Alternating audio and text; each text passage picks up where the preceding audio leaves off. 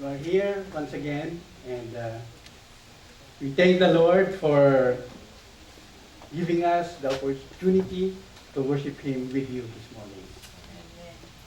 Salamat po sa inyong encouragement, sa inyong patuloy na pananalangin sa amin.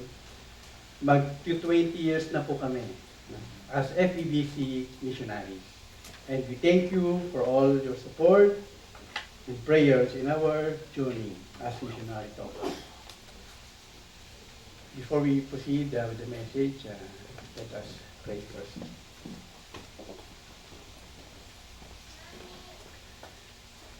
Father God, we thank you for once again gathering us to this place to worship you as a family. Lord, we acknowledge your presence and we thank you for the opportunity that we can hear and learn from your word. May we know you more, may we know you deeper, and then may you draw us closer to your heart through your message. Use your servant, O Lord, for your glory. In Jesus' name we pray. Amen.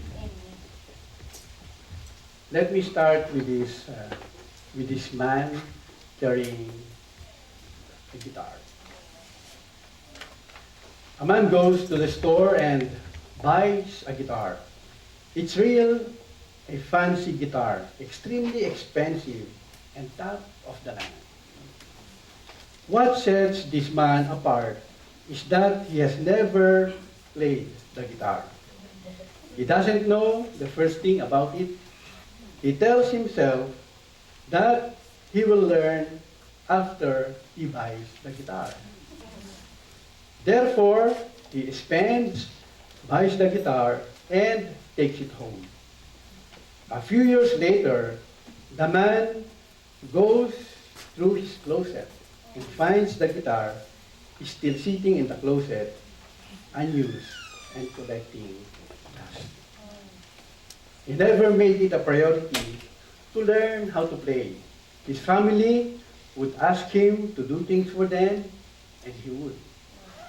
His friends would ask him to hang out with them, and he would.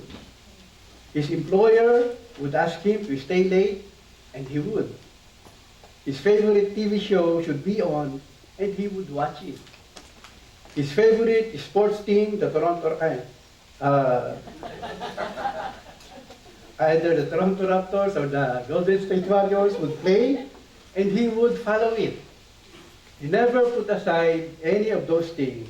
He never spent any time to learn how to play that guitar. He always said he would get to it later. But he never did. Have you experienced that? Or is that happening to you?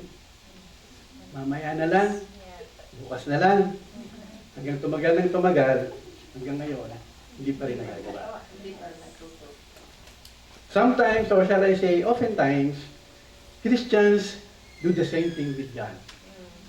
Choosing to do other things, planning on doing what God has said, but doing it later. If you want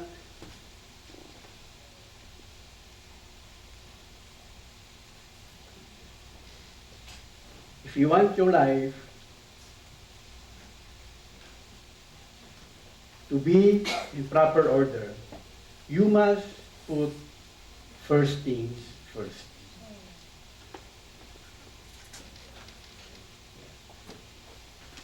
Now we'll be having a message about reviewing our priorities. It is written in Haggai chapter 1, verse 1 to 6. In the second year of King Darius, on the first day of the 6th month, the word of the Lord came through the prophet Haggai to Zerubbabel, son of Shealtiel, governor of Judah, and to Joshua, son of Josadak, the high priest. This is what the Lord Almighty says. These people say, the time has not yet come to rebuild the Lord's house.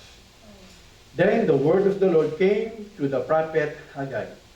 Is it a time for you yourselves to be living in your paneled houses while this house remains a ruin. Now this is what the Lord Almighty says. Give careful thought to your ways. You have planted much, but harvested little. You eat, but never have enough. You drink, but never have your fill. You put on clothes, but are not warm. You earn wages, only to put them in a purse with holes in it. So may the Lord bless us upon the reading of His Word. Let's have an overview first.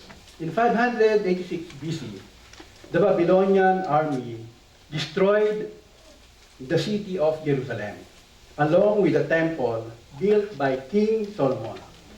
The Jews were exiled to Babylon. And 50 years later, the Persians conquered the Babylonians and passed a decree allowing the Jews to return to their land. So there were about 50,000 who had returned to Jerusalem. And Cyrus, king of Persia, had given permission to rebuild the temple. Shortly after returning from their 70-year exile, they rebuilt the walls of Jerusalem under the leadership of Nehemiah. They also laid the foundation for the Jewish temple under the leadership of the Jewish priest Ezra. But that was 16 years earlier. And so for 16 long years, they had done nothing about rebuilding the temple. Well, it must be remembered that the temple was the center of Jewish worship, and to neglect it meant that they were neglecting God. And so Haggai, one of the minor prophets, writes to encourage them to rebuild the temple. Haggai reminded them that they are having wrong priorities.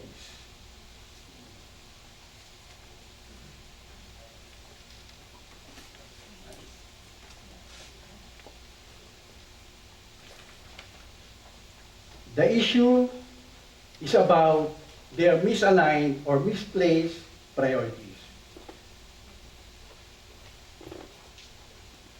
The people in Haggai's day, actually, they truly intended to build God's house.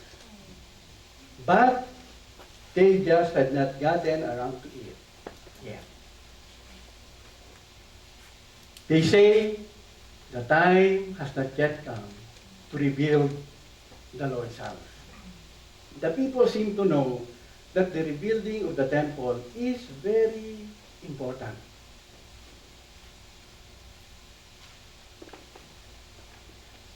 But they have an excuse. They say, they didn't say no, they just said, later. Well, it is always easy to make excuses when you don't want to obey God. And we can always find rational justification for not doing what God wants us to do. The very common excuse, I'm busy. The time is not right. I've got family responsibilities. My family or my friend needs me now. I don't have much time. When things settle down at work, then I can do something. We will never run out of excuses. Why? Because that is not our priority. Doing God's agenda are not on top of our list. Many of us are just like the people in Haggai's day. We know that we need and we must prioritize the things that matters to God most, but we procrastinate. We haven't actually told God, no. We just say, later God, this is not yet the best time. We say, yes Lord, I know what you want me to do. I know that I have to do this, but I'll do it later. For instance, if it is our priority to go to church and worship God, as a family, as a congregation, every Sunday, then we will find a way. We will try our very best to work around our schedules or commitments, just to make sure that we can attend or we can make it for Sunday worship, right? Yeah. But if it is not our priority, it will be easy for us to make excuses. Something came up, then we excuse. We often say, yes, Lord, but later, if I am not busy. Have you heard the story about the man who became U.S. president just for one day? This is Senator David Atchison of Missouri, and he was in office August 8, 1846 to December 1849. He was the president pro tempore of the United States. And he became U.S. president just for one day. How was that? How did it happen? Let's see. President James Polk, 11th President of the United States,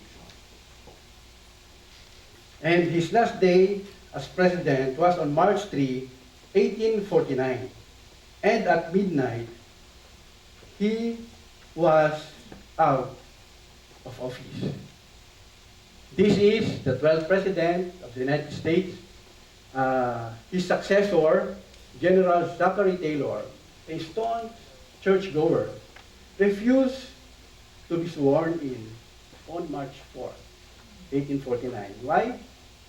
Because it was Sunday. He said, going to church was a higher priority than becoming president of the United States. Wow.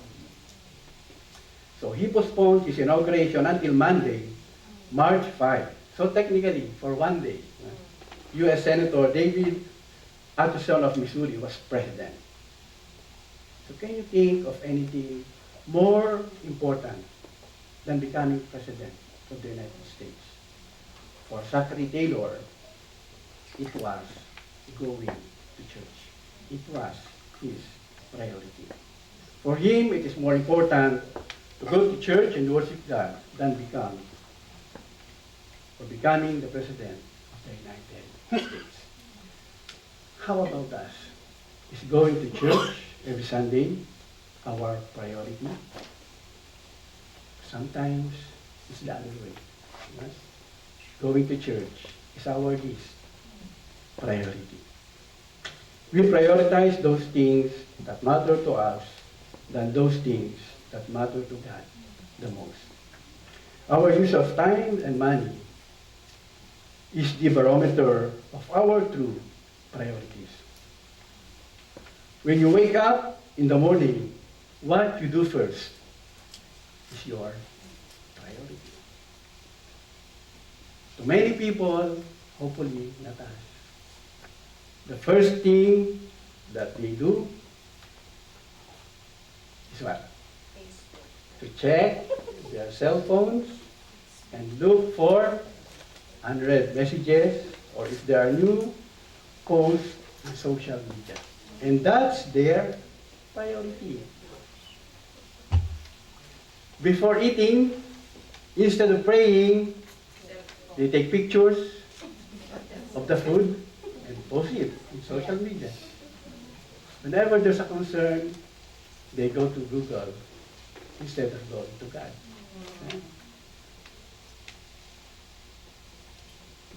Someone put it this way: they go to the phone instead of the throne. But this is not for us, right? Because we take time to pray and have our personal relationship with God first. Because cultivating our relationship with God must be our priority.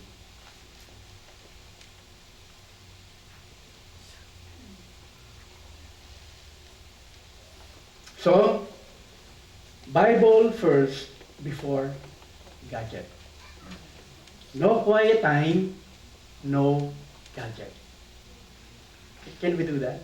Actually, that's a challenge, and let's call it the BFBG challenge. Bible first before gadget. Can you take that challenge? If you want to make sure that you will prioritize your personal time with God, let us take this challenge. In Haggai's day, it appears that it was materialism that had people's priorities misaligned. In verse 4 says, "Is it time for you yourselves to be living in your paneled houses while this house remains a ruin?" There's nothing wrong with having a nice home.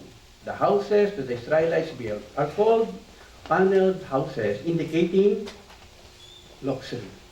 Maybe nowadays it is the what do you call it? Solar paneled houses. This is not an attack on riches or big houses. The issue here is priorities. The real problem was misplaced priorities among God's people.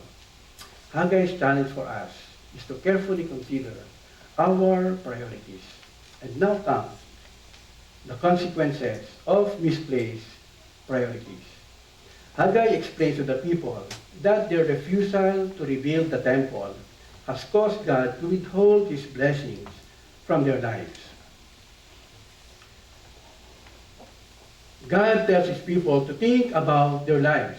Notice what he says about them in verse 6. They plant much, but harvest little. They eat, but never have enough. They drink, but are still thirsty. They put on clothes, but they are not warm enough. They earn wages, but put the money in a purse with holes. The people have become consumed with stuff, especially their own stuff. They work hard to ensure that they have food to eat, water to drink, clothes to wear, and nice homes. Haggai says, it's like keeping their wages in purse with holes. It leaks. It will never be enough. So the people need to return to God. Without him, they can never be fulfilled in life. In the same way, if we try to go for anything without God, we can never be fulfilled. We can work hard and try our best to get what we want, but that will never be enough. Things cannot satisfy us. Only God can.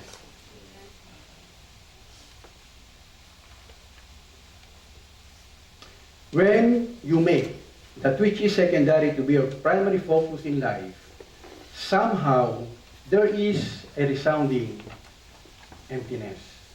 When you have misplaced priorities, there is something that is missing. Life feels so hollow.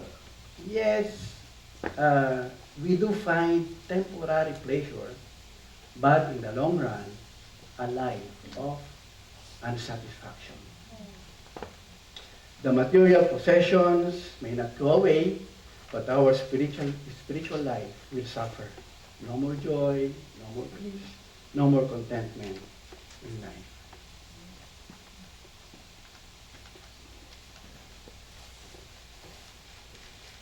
We can post pictures in Facebook, going to different places. We can post pictures with our expensive new stuff, new car, new house, and others. We can post what we eat, delicious food, having fun with family and friends. But if God is not our priority, deep inside, our life is empty. They said, things are not what they seem.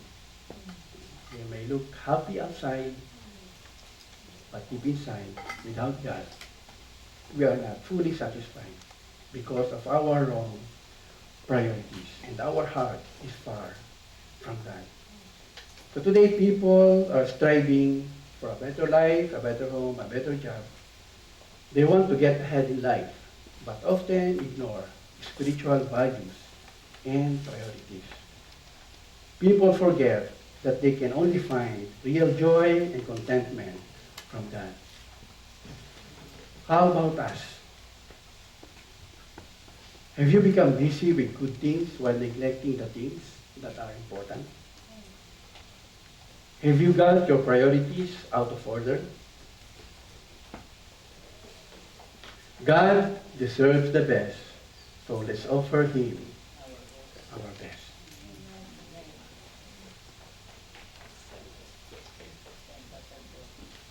Do you know that company? The Butterball Turkey Company set up a hotline to answer consumer questions about preparing holiday turkeys. One woman called to inquire about cooking a turkey that had been in her freezer for 23 years. Wow, that's true. So the operator told her it might be safe if the freezer had been kept below 0 degrees the entire time. But the operator warned the woman that even if it were safe, the flavor had probably deteriorated and she would not recommend eating it. The caller replied, the woman who called replied, that's what we thought. That's why we just give it to the church. Oh, it's sad, huh? But it's happening. So don't give God our leftovers. Put God first. Maybe it's time that we need to review and realign our priorities. That's what God's people did. They respond in obedience to correction. They realign their priorities. They put first things first.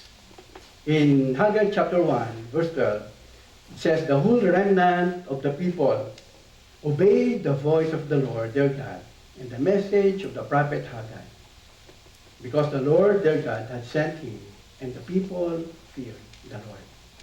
So the people immediately responded to Haggai's words and agreed to resume work on the temple.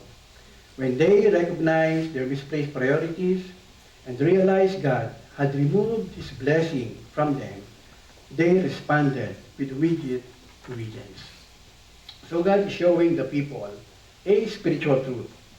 When we neglect God's priorities, when we fail to put Him first, everything else around us, no matter how hard we try or how good we are, turns to ruin.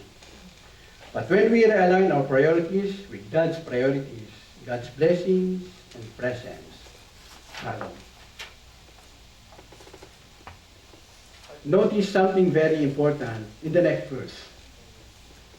Then Haggai, the Lord's messenger, gave this message of the Lord to people. Says, I am with you. So what an amazing words to hear from the heart of God. This is precisely how God responds when someone resolves to adopt God's priorities. When we resolve to obey God, He promises His presence. So imagine God saying or whispering this praise to you as you begin to realign your life according to His priorities. He's saying, I am with you. As you begin to restore your broken relationships, I am with you.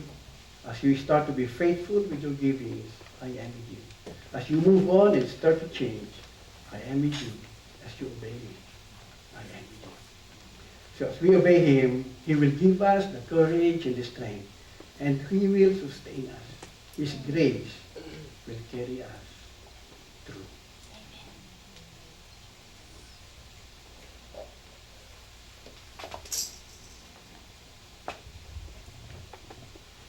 So if you have detected an area of your life that needs correction or realignment or refocus, start to do something now, not later.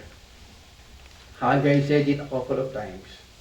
Give careful thought to your ways. Think properly, weigh the issues, and know what is important. In the Jules Verne novel, The Mysterious Island, the author tells the story about 5 men who escaped from a prison by hijacking a hot air balloon. As the balloon rises into the air, the wind blows it toward the ocean. As the hours pass, the surface of the ocean draws closer and closer. And soon the men realize that if they don't get rid of some of the weight, they won't make it to the land. They won't make it to land. And so, all the non-essentials like shoes, overcoats, and weapons are thrown overboard. So after throwing those things, the balloon rises slightly, but only temporarily. And soon, they're once again close to the ocean surface. And so this time, they toss over their food. They figure better to be in the air and hungry than to be drawn with a full stomach. But that solution is only temporary as well. And soon they're once again sinking close to the ocean. Then one of the escapees gets an idea. They can tie the ropes that hold the passenger car and just sit on these ropes. That way, they can cut away the basket beneath them. Just the rope. And so as they cut off the very thing they're standing on, it drops into the ocean. And once again, the balloon rises. And not a minute too soon, they spot land and they land on the island. This story is a powerful word picture about the need to get our priorities right.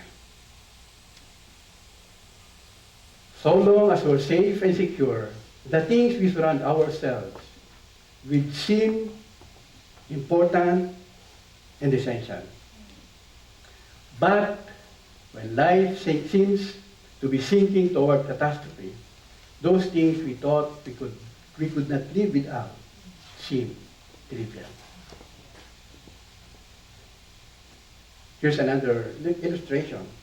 This is Major A.H. Buchanan. It was reported that 11 millionaires went down on the Titanic. Wow, 11 millionaires. And Major A.H. Buchanan left $300,000 in money, jewelry, and securities in a box in his cabin. But he said later, the money seemed a mockery at that time.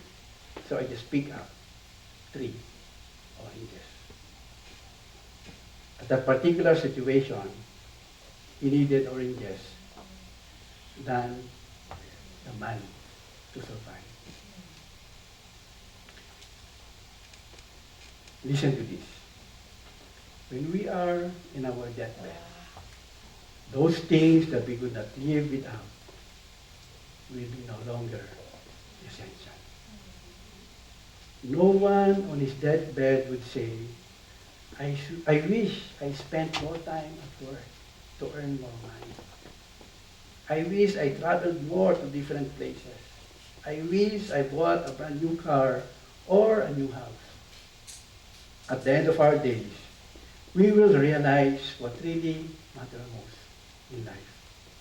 They are those things with eternal value, those things that matter to God. Haggai is not primarily a book of judgment. It is a book of grace and God giving us one more opportunity to get our life right, to focus on Him, to find peace and happiness, to be satisfied.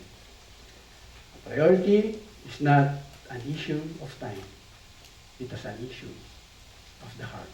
And it boils down to what we really care about. There's always more opportunity to change and to make different choices. So if you want to experience God's presence and blessings, if you want to be strong in your faith, decide to put first things first. Decide to put God first. If God is asking you to do something, decide to obey Him. Not later, but now. Let us pray.